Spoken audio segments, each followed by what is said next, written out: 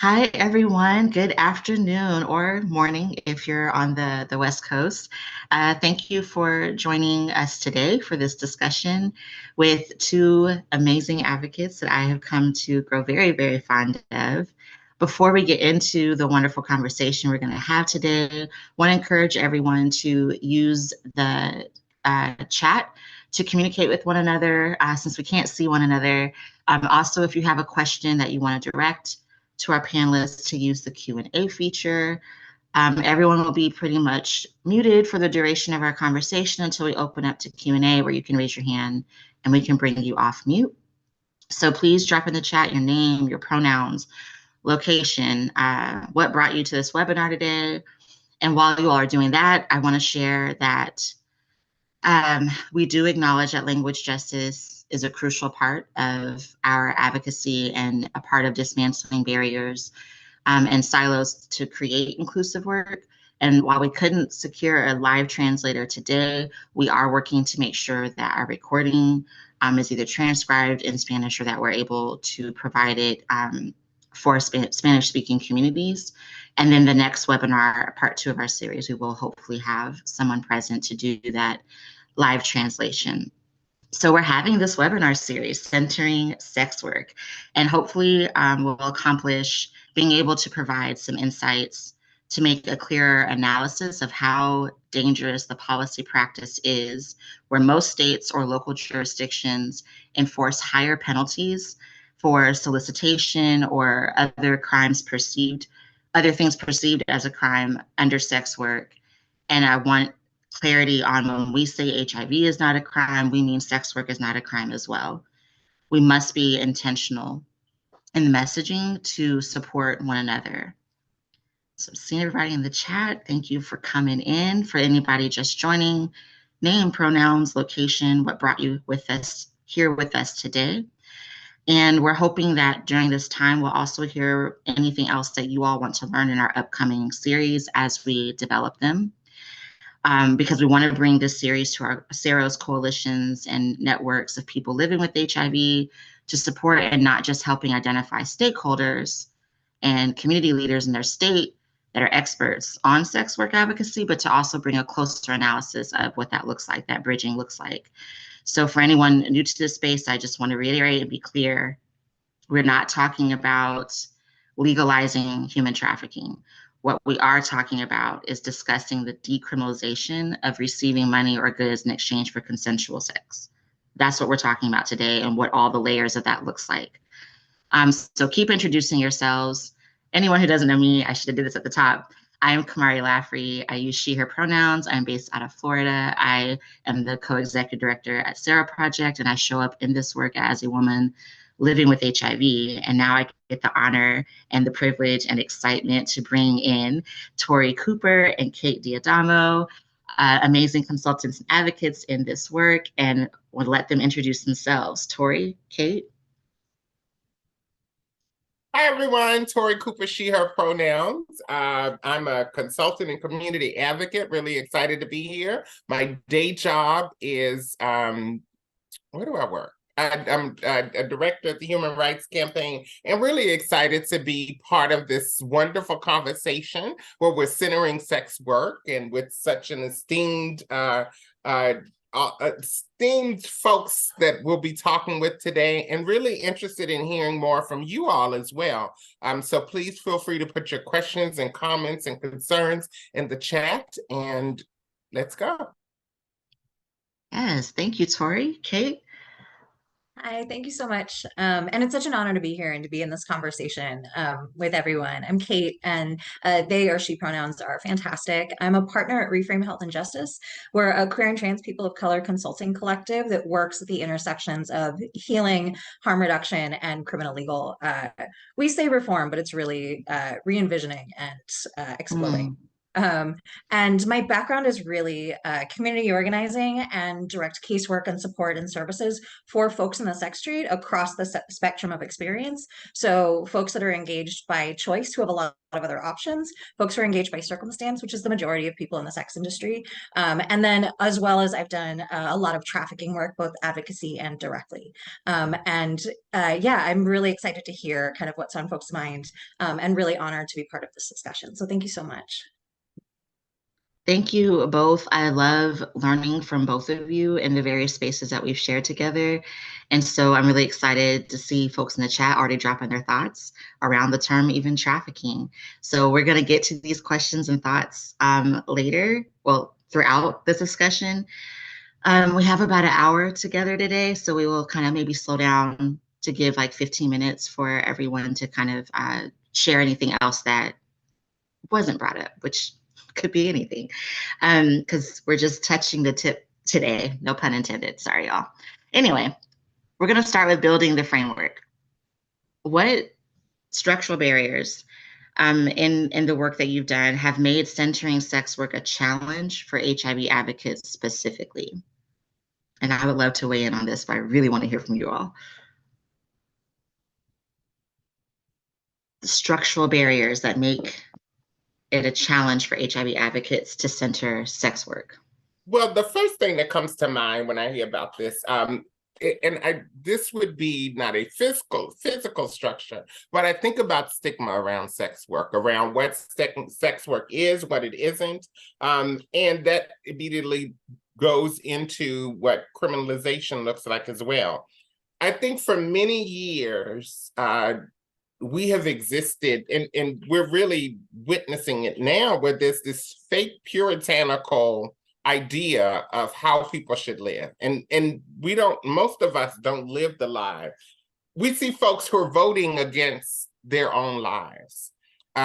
We see people who are participating in elections and political campaigns against the way that they live in their own private lives and the way that they navigate the world, honestly. And I think a big part of that is stigma. It's stigma because of how people feel about the way that they engage in the world. It's how people feel about the way that they engage in sex and sex work. It is stigma around being labeled or identified as a person who participates in sex work. I think that is a huge thing. And then again, like I just touched on, HIV criminalization laws and sex work criminalization laws, they come about in large part because of stigma. When we see these archaic laws on the books, they're representative of a time when public ideas and morals, in a sense, were different and much more constrained and unrealistic than what they are now. The laws don't reflect science. I could go on and on, but I think stigma is without question the very first thing that I think of. I absolutely agree that I think a lot of it is rooted in stigma. And I think stigma related to criminalization. I think if we look at, and we're really honest about how a lot of our movements have gained political capital, a lot of it has been through assimilation. And a lot of it has been through this idea of like, we're just like everyone else. We're totally normal and we have an idea of what normal means. And sex work doesn't fit into that. And so I think especially when you look at what is being kind of promoted as the reasoning for, well, HIV should not be criminalized, but not necessarily, do I want to think about whether sex work should be criminalized, whether HIV positive folks who are engaged in sex work should be criminalized? How do I want to deal with that? And a lot of spaces just have never sat down and actually asked those questions and thought about, what is the impact of criminalization? What does it mean to be criminalized? And what does it mean to come out against criminalization? And that has, I think, informed a lot of how organizing has happened. And not being able to confront some of those really basic questions have meant not only that like our movements need to be a lot more encompassing, but our values need to be a lot more encompassing.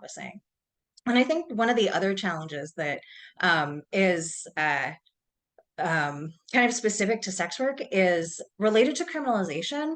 Sex work, the exchange of sexual services for resources, it's really that broad, and that's what is criminalized. Not only is the buying and the selling criminalized, but everything around the sex industry is criminalized, and actually often at higher penalties than direct exchange of sex for resources. So one of the other challenges is that sex worker organizing under that framework is criminalized activity. Harm reduction, being able to connect, share resources, share the information that makes work safer, is criminalized. And so not only does that create the stigma that makes it really difficult to sit down with sex workers if you've never really thought about criminalization, but the actual organizing itself has to often stay under the radar, because a lot of sex worker organizers are sex workers. And that means that literally just the coming together and the organizing itself for safety, for harm reduction, that practice is criminalized. And a lot of our movements also don't really know, even the ones that are thoughtful about values about criminalization, don't actually know how to organize with criminalized, incarcerated, and formerly incarcerated people.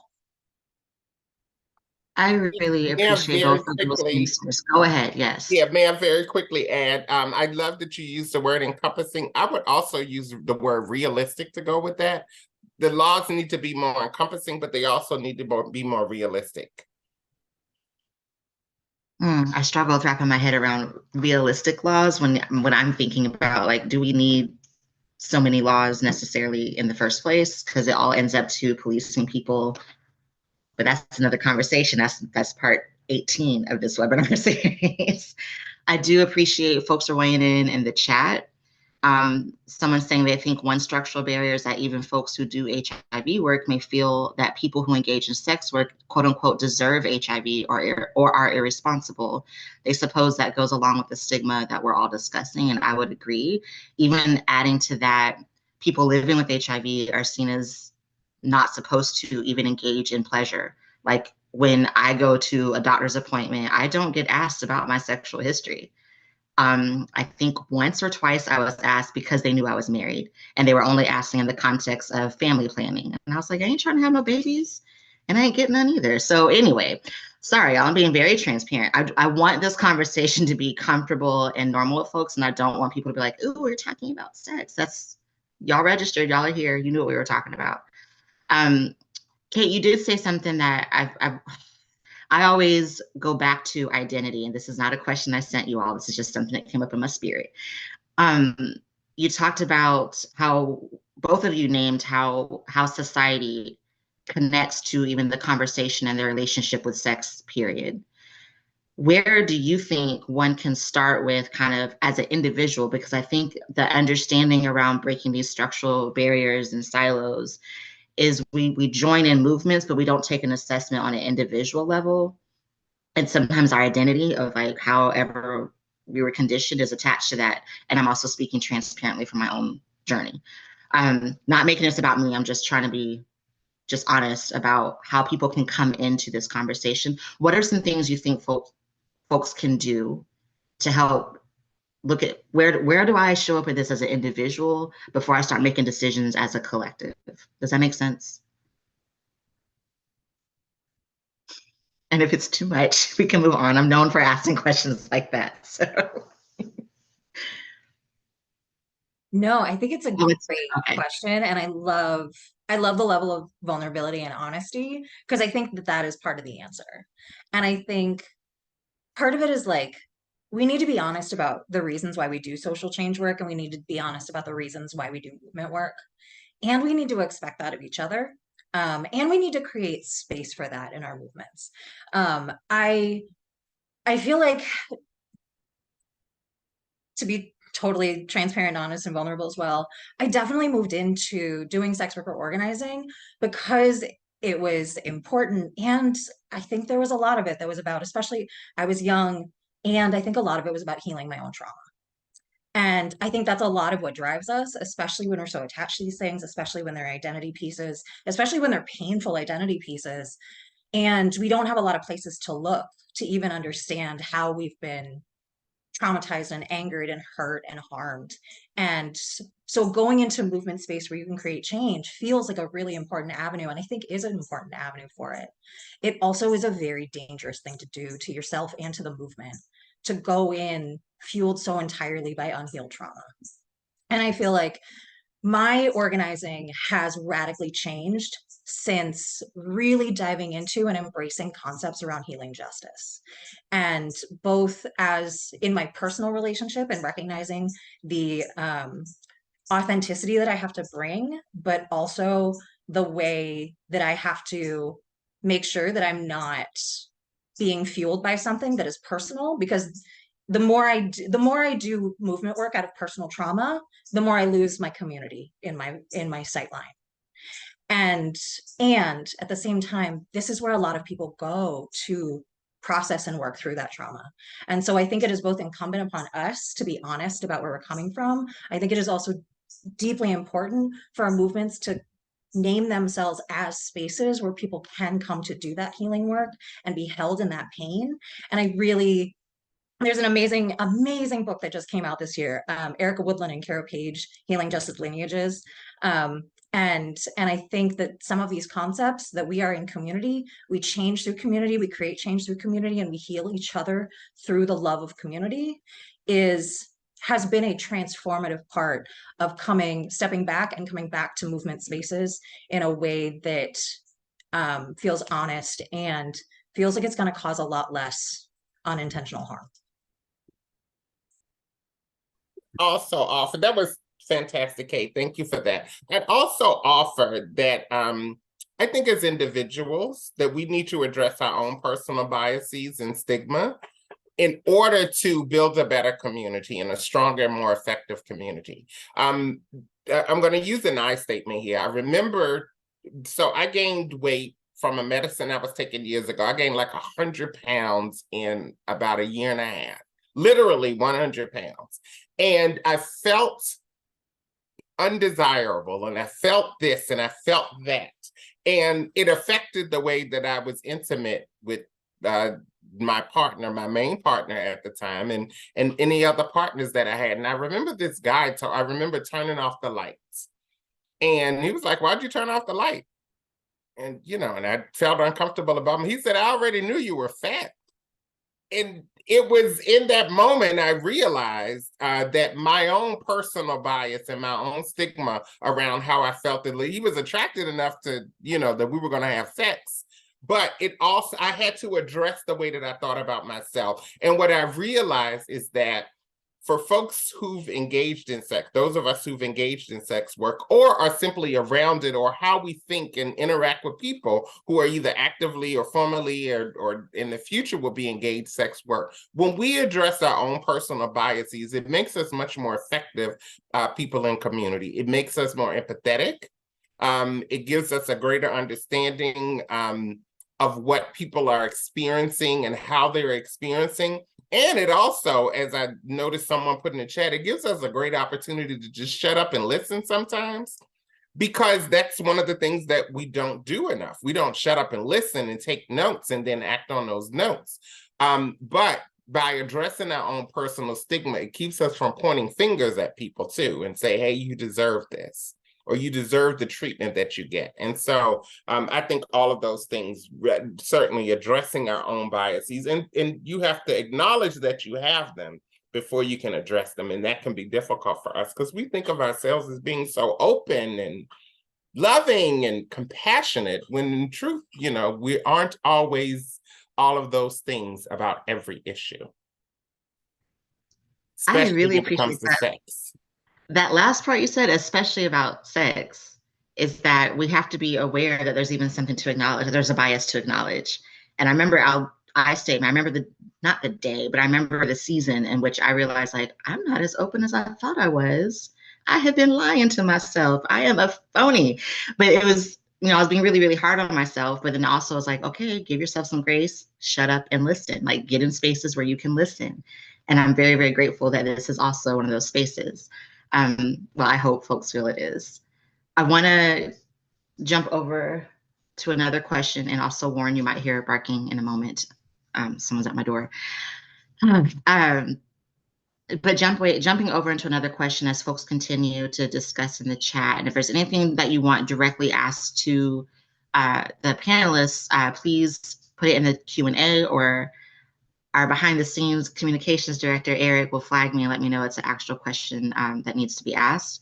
But what are some opportunities that have been successfully accounted for in order to center sex work further? So we've talked about what the barriers are to keep us from doing it. And we've talked about like that individual opportunity to kind of just sit with yourself and understand what your biases are. But what are some like accounted for successes that folks can like, oh, I didn't know people did that. I didn't know this thing happened. Is there anything y'all can think of that we can celebrate that maybe folks can model even?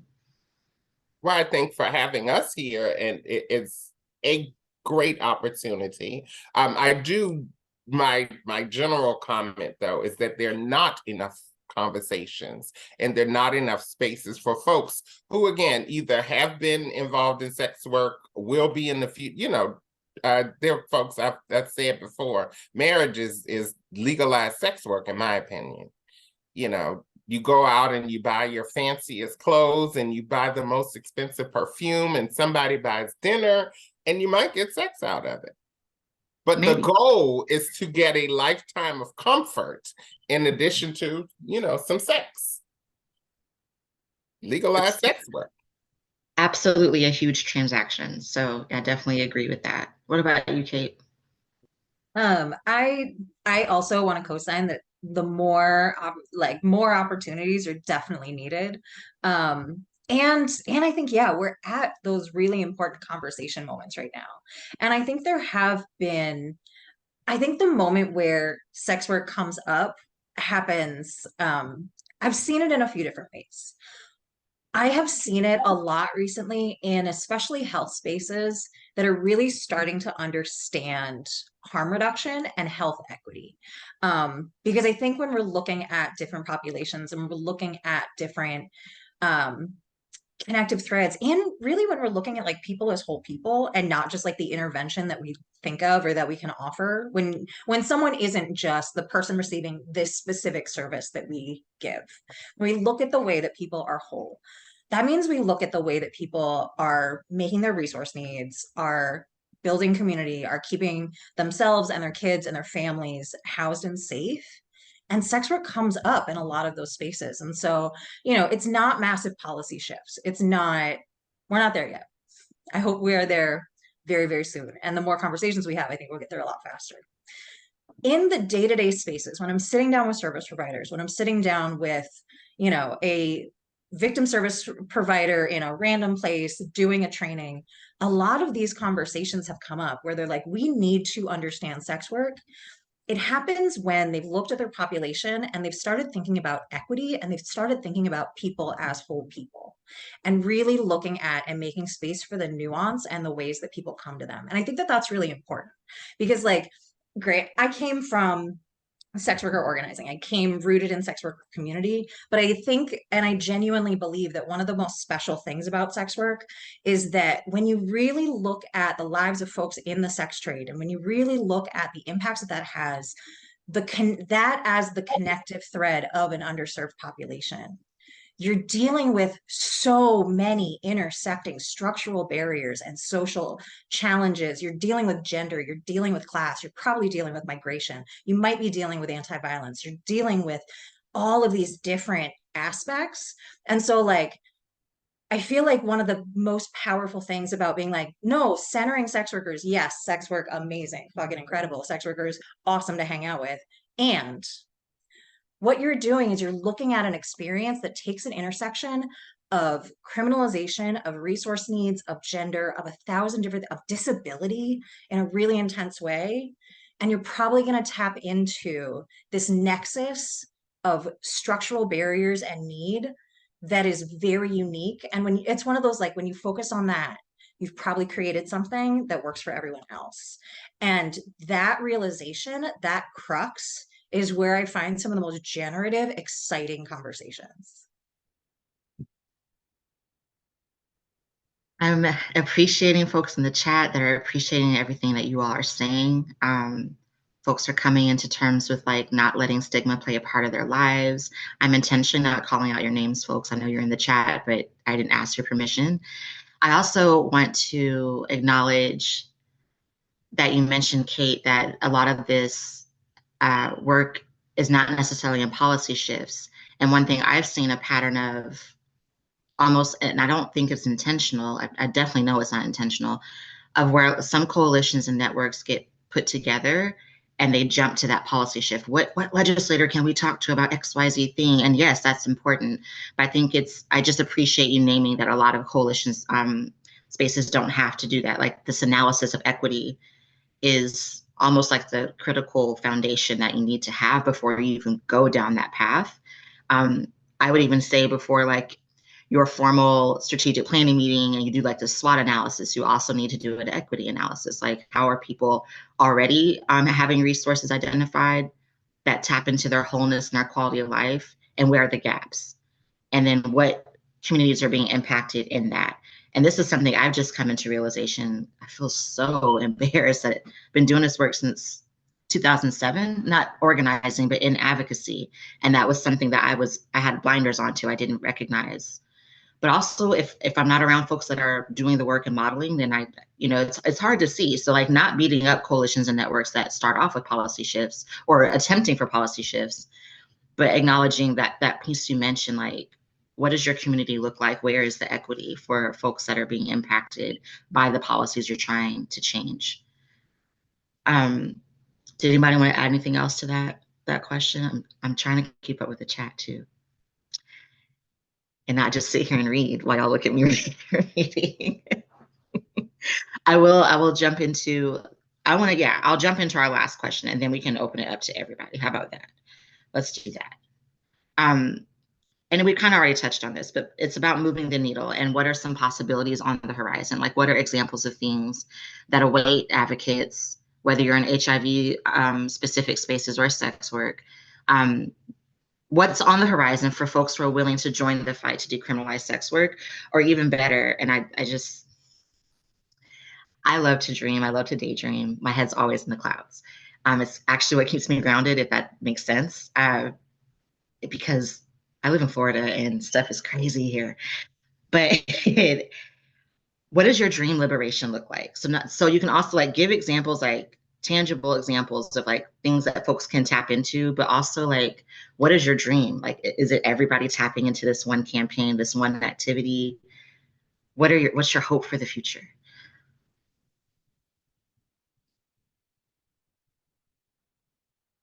And I'm gonna let y'all think about that. And folks, weigh in on the chat too. What is your dream liberation look like? Your path to liberation, what does that dream look like? And I'll even say for me, a piece of it is I have this reoccurring, I don't know if it's a dream or a daydream or what, where I'm on Capitol steps with like thousands of people behind me. I don't know what Capitol I'm at, but I'm at a building and there's people behind me and there's like this press conference and people are holding up banners saying, no more AIDS, no more HIV.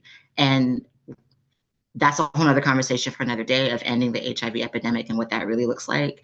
But that's part of my pathway to like my dream of liberation, because I know even when that day comes, there's still more to fight for. And I also know that ending the HIV epidemic isn't for everyone the way it's structured right now. So I have a dream, and also I have realistic expectations of what other people's definition of that dream looks like. And I'm seeing in the chat, my dream and hope is to recover my education and hope for a cure for HIV. So we are in alignment to that individual that shared that. And I'm gonna keep looking through the chat while Kate and Tori share what their dreams are. That's such a beautiful question. And honestly, I think my dream liberation is pleasure and rest. It is that everyone gets to have access to joy and pleasure, and everyone feels that that is their deep internal right. And I think everyone should be entitled to rest and care. And I think that, yeah, I'm just going to leave it at that. Because I know there's like, there's the steps that we have in front of us, and then there's the North Star ahead. And I don't know what that like steps 4 through 10 look like. But that's my 10, and this is my 1 through 3. And so, yeah, I want people to feel like it is absolutely there 100%, just like God-given right to access rest and pleasure. And then as far as what is exciting right now, I am really excited at the ways that different spaces are really exploring bringing in sex work into the conversation. And I see this, I work a lot in health equity, and especially right now in anti-violence and drug user health spaces. And I see more and more the willingness to have the conversation and the recognition that not having had this conversation is a gap and a red flag. I see that in terms of especially drug user health spaces that really want to incorporate more services for different populations, and are actively engaging in what does it mean to offer support to folks in the sex trade, including those that are coming into our spaces and we are not serving them fully. I see, and that is really exciting. I see that in health equity spaces. I see that even from federal health spaces where there's questions being asked, because, you know, as much as we hear, especially if you see the New York Post ever obsessed with sex workers are hyper visible, and you go and you look for like basic information on like HIV and sex work in the United States, and you find out that there is a chasm where you're like, y'all can't stop talking about this. No one's done research, seriously. And in the United States, it's just been a massive gap. And I finally am seeing really serious conversations in federal spaces about how this gap is a problem. And as much as we can say, like, yeah, you should have, it doesn't matter. We're here now, and it is something to build on. And having that information means opening those conversations. And, you know, I think I was similar when I entered policy spaces. I was like, oh, it's policy. That's the upstream thing. And very quickly in a lot of these spaces, I know, I think you're right that we too often divorce what happens in the ballot box and then what happens on the ground. And we think we pass the law and we're good. And frankly, like, that's what happened with Roe. That's what happened with a lot of where we passed this and we got this law passed, and we stopped doing the work around access, and we stopped doing the work around culture change, and we stopped doing all of these other pieces of implementation that make these laws real and make these laws matter. And so I'm seeing more and more of these conversations where we can talk about the policy, but as soon as we start talking about how this stuff manifests on the ground, about how, you know, we can pass decrim, but just doing decrim does not mean that folks in the sex industry have access to a living wage, because no one has access to a living wage. It doesn't mean you'll get healthcare. And a lot of people are out there hustling for healthcare. So if we're still living in a world with no access to healthcare and we decriminalize, that's great, but people still need healthcare, and they still are probably making decisions around clients and what they're going to do based on economic and resource needs, and not based on criminalization. And that's one step. It is not the end. And I'm seeing more and more of those conversations, and that is life-giving to see how much we're actually talking about it. Because the more that we talk about it, when we do that kind of organizing and we do that values change and we do that building and we really fight for resources going to people through our policy work. Like, policy is a chance to have those conversations. You get to have a conversation with a neighbor when you're like, hey, there's something on the ballot. Let me come and knock on your door and talk to you about this. And even if that ballot doesn't pass, it means you had that conversation. And maybe that means that person will not call the cops when they see someone. Maybe it means they'll be a little more sympathetic. Maybe it means they'll be a little kinder. And that we have to start naming those as wins, naming those small pieces as incredibly important parts of what will get us to liberation. Kudos to all of that, Kate. And I will add this. So I've learned through many years of living and through therapy and self-reflection and conversations with some of my peers that for many of us, sex work was actually some of the most fulfilling relationships that we've ever had. In part because everybody did what they were supposed to do. We made an agreement, and we both fulfilled the agreement. until next time or until never. But neither of us let the other person down. And so what I would love to see, one of my hopes is that folks can enjoy happy and healthy sex lives. And I put happy first on purpose because happy sex isn't always the healthiest sex. And healthy sex isn't always the happiest sex. So folks can enjoy happy and healthy sex lives with whomever they choose to, as long as they're all parties are consenting. And then that the opposition would actually mind their own fucking business. You know, I often say that I wish that people would stay out of my groin unless I invite them there. And so I think once we're able to really establish those types of policies and boundaries, because that's what so much of this is about as well. You know, the same folks are saying they want small government, as I've noted some folks are putting in the chat, are trying to regulate our bodies and experiences. And everybody's bodies and everybody experiences. They're just starting with the folks who are considered the lowest on the totem pole and working their way up.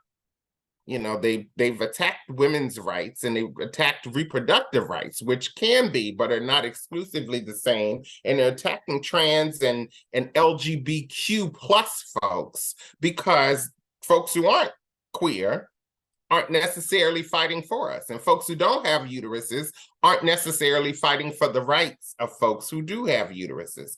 And so all of those things I think need to work in conjunction, certainly all the things that Kate just mentioned, but also the power and the freedom, because there's power in having fulfilling sex lives. And I think if, you know, some of the opposition were, then maybe they stop trying to create policies that dictate all these really horrible things for other people. I'm like breathing all of this in because power dynamics, yes. Kate, you talked about, I heard a little bit of electoral organizing in a way, not so much like mobilizing for people to get out the vote, but having conversations with people about, hey, this is on the ballot. What that raised for me though, is also, I challenge like those that are on this call as an attendee, if you're a part of an organization that does electoral organizing, like structure something where you're educating people about what is on the ballot, because I've come to understand there are things on the ballot meant to confuse you to get you to vote for what the benefiting party wants to happen. They don't want you to understand. They just want you to read the part where you say yes or no, and whatever feels right, then you say yes or no. And I have voted that way, only to turn around and be like, the governor did what?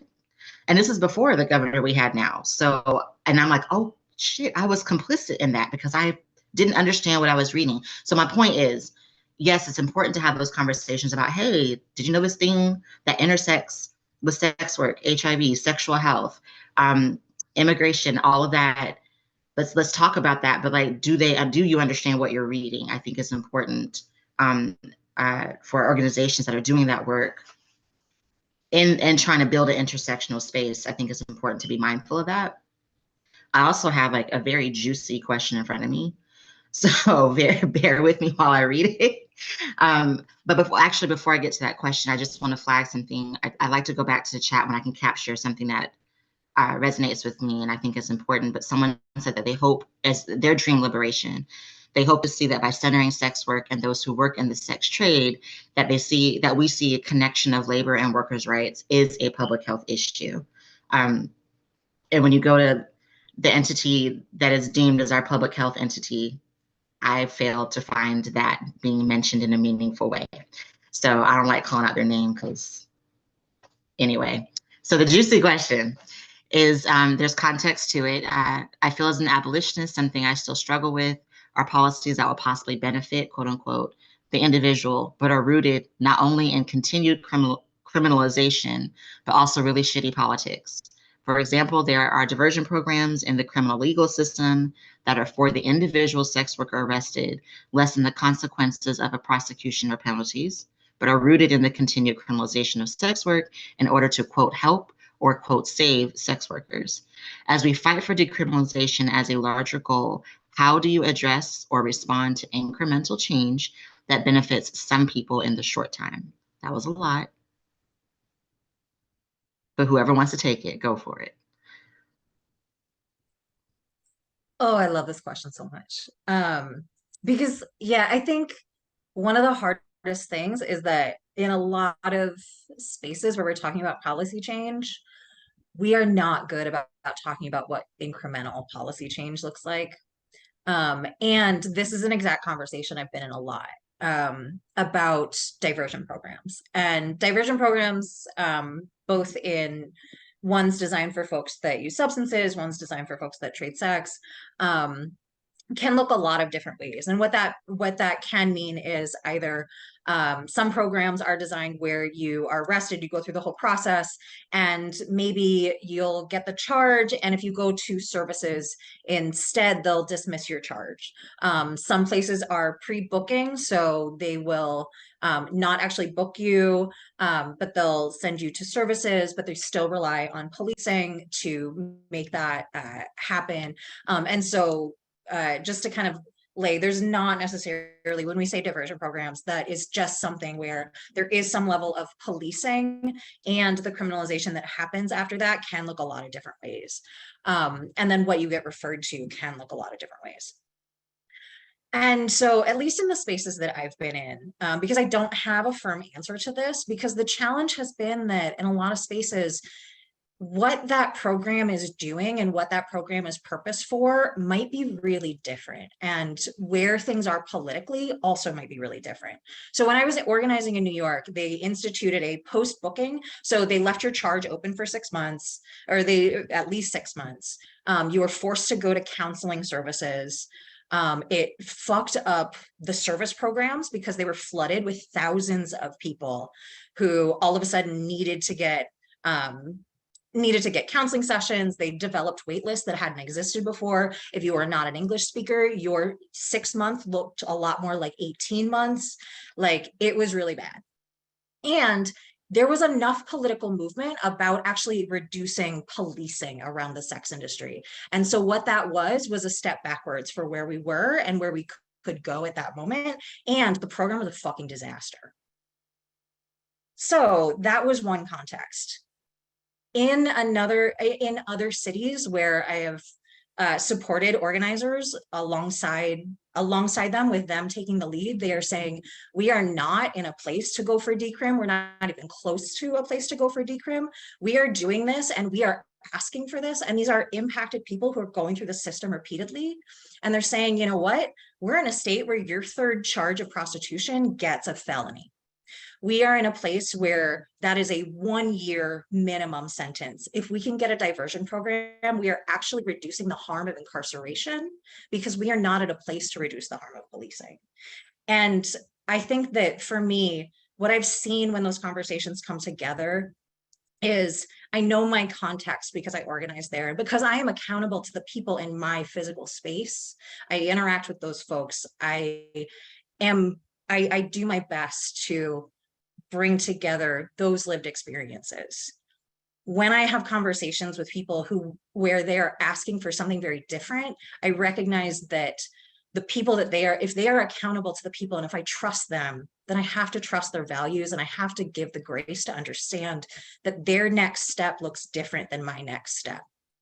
And as long as we are rooted in that kind of understanding and recognition that we are accountable to each other, that it's going to be a struggle, that it's going to be messy, and that it's going to be hard, but we have shared values, we have shared trust, and we all believe that we are moving towards the same thing, and we can ask each other the hard questions. That is how I approach that conversation on diversion. I know my space, but I'm accountable to the people who are impacted by that. I'm not accountable to the people who are impacted in a state that I don't live in, and in a city that I don't live in. And so I only want to work with people who are accountable to the people in the space that they live in. And so if I believe in my values and my process enough to do that, then I have to trust that I am working with people who have that same level of humility and accountability, and then give them the grace when they are making a decision that I would not implement here locally, just the same way that I'm not going to ask them to do. Excellent. Again, I would also offer, when I think of a larger way to kind of fit folks into certain categories, or under certain headers. How about that? I think of there's a significant folks who enter or engage in sex work through an empowerment lens. For me, I had a high sex drive, and as an only child, I realized that I couldn't just give it away because, you know, as only children, we always want stuff. And so why would I give it away when, you know, I could be getting paid for it and buying a new pair of shoes?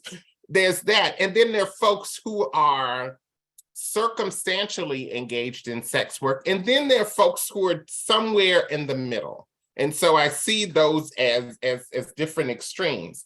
And to go back to immediately what you said, Kamaria, we don't, as a society, address the needs of folks who engage in sex work.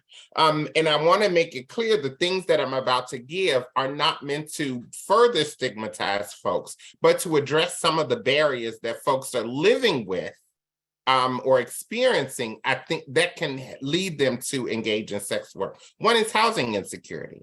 If you look at the hierarchy of needs, safety and housing, food, all of those things are the most important things. I think about divorce and how divorce or separation or the end of a relationship, sometimes the beginning of a relationship, they can create such financial turmoil. Or when folks are in situations where they're being financially abused or abused in other ways, that those things can lead you to one of the few commodities that you may feel that you have in that moment. I think about mental health, and again, I'm listing these things not to stigmatize anyone further, but these are some of the challenges that folks are experiencing that can lead them into sex work. Mental health and mental health challenges. And starting in October, November this year, I guarantee that somebody's going to be sucking dick for money because they need to pay back a student loan. You know, these are things that real people have to experience and have to address. If it's between, you know, and so when we start to address and solve some of these crises or crises in that moment, because some crises aren't for a lifetime, they're just for a moment. But as we start to address these crises more, then I think we will see folks being able to make healthier and happier decisions for themselves, and therefore being able to engage in sex work that is, as much as it can be in that moment, a healthier situation for them if they so choose to. All right. And we can't do that. I know. So I am a Black trans woman, and I happen to live in the South. I'm in Georgia at the moment. And what I know is that it is more difficult for a Black trans woman to get into a housing program like Section 8, even if she is poor, even if she is uneducated, perhaps English is not her first language. It's more difficult for her to get into a Section 8 program than it is for cisgender women. And one of the reasons is because the system doesn't recognize her as having the same challenges as a woman who was assigned female at birth.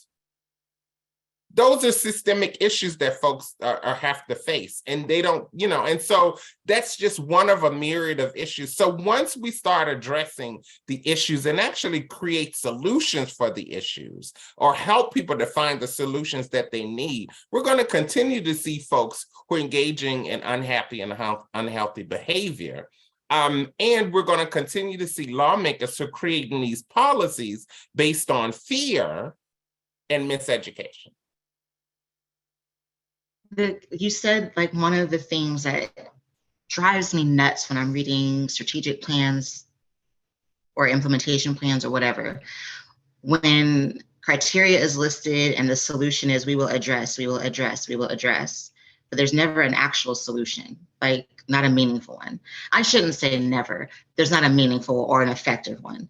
And I really appreciate you naming that. Not only do we need to address it, but we need to actually empower folks and provide resources for implementing the solution and being innovative and thinking outside the box and breaking away from status quo and having the conversations, to your point, about how a cisgendered woman can easily, not easily, have less barriers to access resources versus, I don't want to, not versus, instead of a trans woman, a Black trans woman living in the South. Like there are these weird structural barriers that divide us, even in just having a quality of life, not even accessing it, but just like having it. Like we can't even think about having it because we have to like water ourselves down on some level or lie. I've had neighbors that lie and say they have XYZ income or XYZ people in the house so they can get resources. And I'm not mad at it because the alternatives for some of them is just not the safest alternative.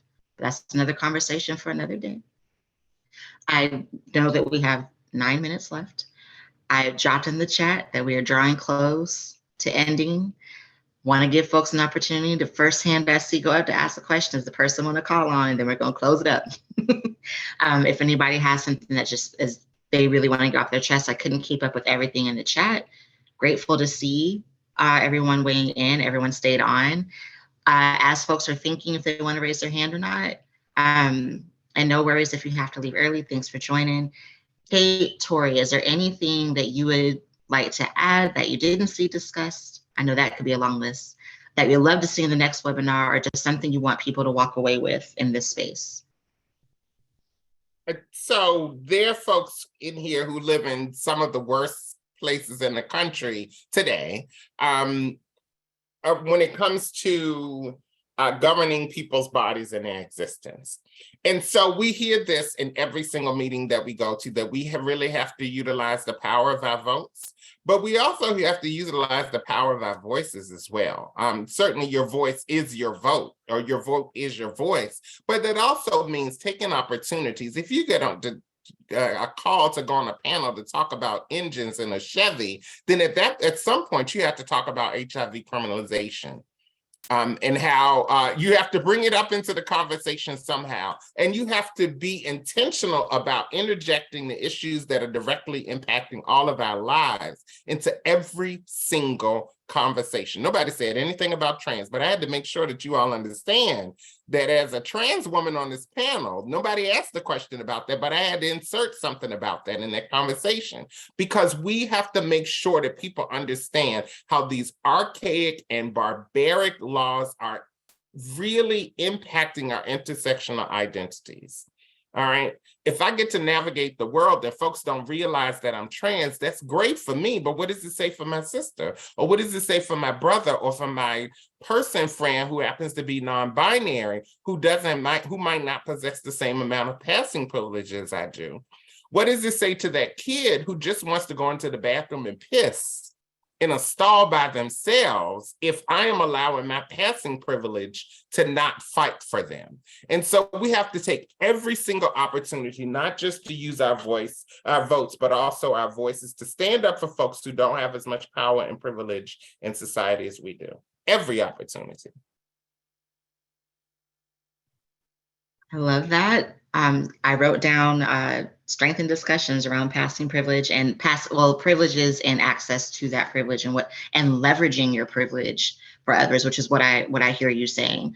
And also, I think folks get a little sensitive around the word privilege and not realizing like all of us have some level of it. I remember talking to my own mother about being a Black woman that has privilege. Like I have privilege because there's something about me that I'm aware of that makes white folks more comfortable to talk to me. And I think it's because of the way I speak, because of how my mother conditioned me. She didn't like hearing that. But I was like, I use it to my advantage. Like I'm an advocate, like here I am.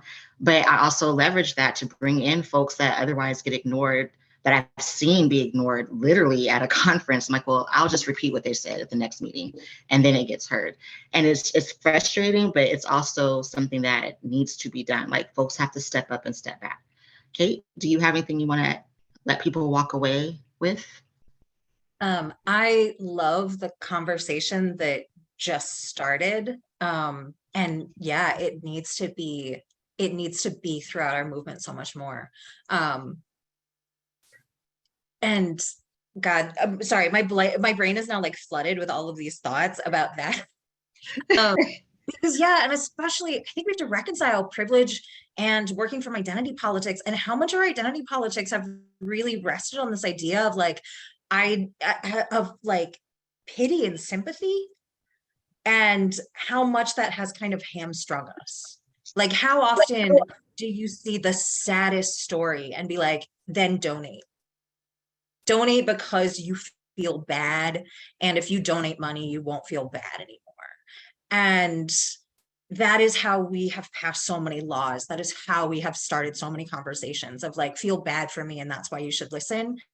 And not talking about the way that that has hamstrung us to then force us to sit in that position and not be honest about our privilege, and not be honest about the way that we could have used that, and not be honest about how I don't want you to give me something because you feel bad for me. I want you to stop causing harm, because fuck that.